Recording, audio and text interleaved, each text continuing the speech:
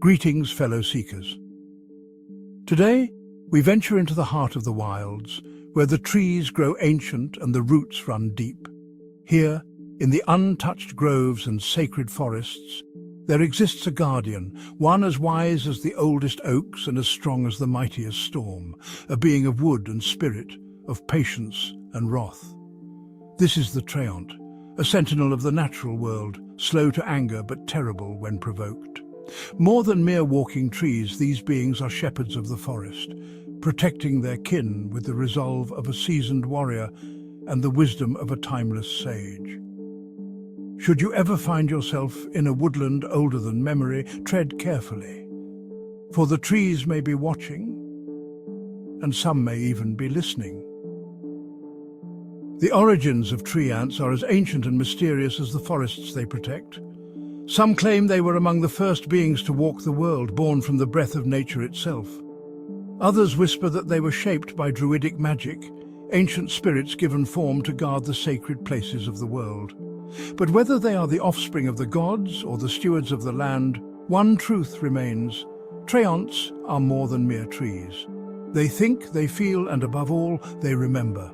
Each treant is bound to its home, not by chains but by devotion. They are the keepers of the old ways, the guardians of wild places that civilization has not yet tamed. Though slow to act and even slower to speak, they bear a deep and abiding love for the forests they call home. To the untrained eye, a treant is nearly indistinguishable from an ordinary tree.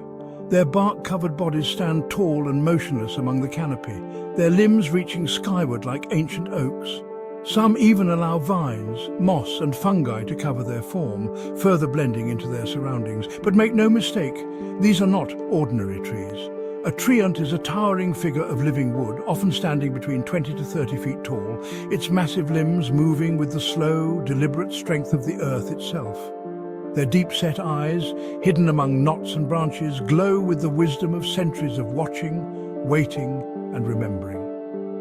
Despite their immense size, treants are not mindless brutes. Their voices creak like ancient timber, speaking slowly but carrying the weight of ages. Those who listen carefully may learn secrets long forgotten by mortal civilizations. Yet while they prefer peace, they are far from defenseless. A treant's massive limbs can splinter wood and crush stone. They can awaken the trees around them, calling the forest itself to rise against those who bring destruction. When roused to fury, a treant is unstoppable, a force of nature that wields the land itself as its weapon. For though treants are slow to wrath, they do not forgive easily. Treants form loose communities within their forests, but unlike structured civilizations, their societies are ancient councils, where discussions unfold over decades, even centuries. They do not seek dominion, nor do they care for wealth or power. Their purpose is singular: to protect the forests they call home. Some act as wardens, standing watch over sacred groves, where magic lingers in the air. Others act as caretakers, ensuring that balance is maintained, that no species, predator or invasive force grows too wild or too scarce. But they are not naive. Treants have learned through long centuries that not all creatures walk the woods with good intent. They welcome those who respect the land, but hold no mercy for those who seek to defile it. For those who wander into ancient forests, a meeting with a treant is never by chance. It is a test. To the respectful, the cautious, the ones who walk with reverence, the treant may prove a wise and steadfast ally, offering protection, ancient knowledge, and a silent, watchful presence. But for those who come with axes and torches, with greed in their hearts and destruction in their wake, there is no mercy, no second chance, no escape. A treant does not bargain with despoilers, nor does it waste words on warnings. Its judgment is swift, its wrath absolute, and its memory eternal. Fighting a treant is not like battling a mere beast or a common foe. Blades will splinter against its bark. Arrows will find no purchase in its ancient wood. Its massive limbs will reduce warriors to dust, and with a single command, the very forest itself will rise in its defense. Fire is its only true weakness, but wielding it invites a reckoning beyond reckoning. For even if a treant is felled, it does not die alone. The roots will remember. The trees will whisper of vengeance, and one day the forest will take back what was stolen. The archives of the Seeker Society are filled with tales of the treants. Some whispered in awe, others in fear, but all serving as a warning. One such tale tells that deep within the emerald thicket there is a place where no birds sing, no wind stirs, and no creature dares to tread. Legends say this grove is home to a treant unlike any other, one that does not walk but waits. Its roots have entwined with the land, stretching for miles beneath the surface, connecting it to every tree, every whispering leaf. Those who enter the grove do not find an angry guardian or a towering force of nature. Instead, they fall asleep, overcome by a heavy, dreamless slumber. And when they awaken, if they awaken, they are not the same. Some wake with eyes like darkened bark, their minds filled with secrets only the trees understand.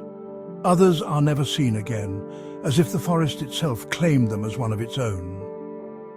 Another tale is shared among loggers and poachers, a warning passed in whispers: never stray too deep into the scarlet weald, for that is where Thornroot waits.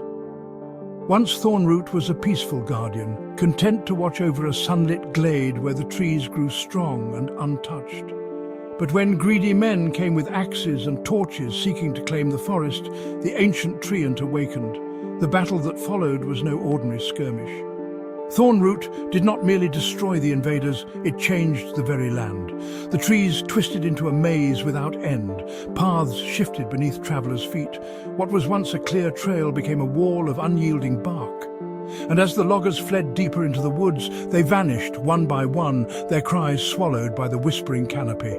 No bodies were ever found, no bones, no tools, no signs of struggle, only the forest standing as it always had. Even now, those who dare step into Thornroot's domain will find that they are no longer in control. The forest decides who leaves and who becomes part of its roots forever. Among Druids, there is a legend of the first tree, said to be the birthplace of all forests. It is said that before it fell, one of its seeds was entrusted to a treant unlike any other, one who had seen the world rise and fall, who had walked with gods and mortals alike. The legend claims that the treant planted the seed in the heart of the world and then vanished into the deep woods, its duty fulfilled. Some say it still walks, an eternal guardian, waiting for the day when the forests need rebirth. Others whisper that whoever finds that seed will hold the fate of nature itself in their hands. For the first tree was not merely a plant, but a living force of balance. But none can say where the treant has gone. Perhaps it watches still, hidden in the oldest places of the world, waiting for the one worthy of its final gift. The treant is more than just a creature, it is a reminder that nature is not merely something to be conquered, but something to be respected. It is a guardian of the old ways, a voice of the wilderness, a force of patience and power entwined. And thus we conclude this entry into the archives of the Seekers Society. If you've enjoyed this brief introduction to the treant, make sure to like this video and subscribe to the channel. Have you encountered the treant in your adventures? Have you earned their trust or their fury? Share your stories in the comments below. And if there is another creature that you would like us to uncover next, please let us know. Until next time, Seekers, walk carefully beneath the boughs, and always remember, the forest is never truly silent.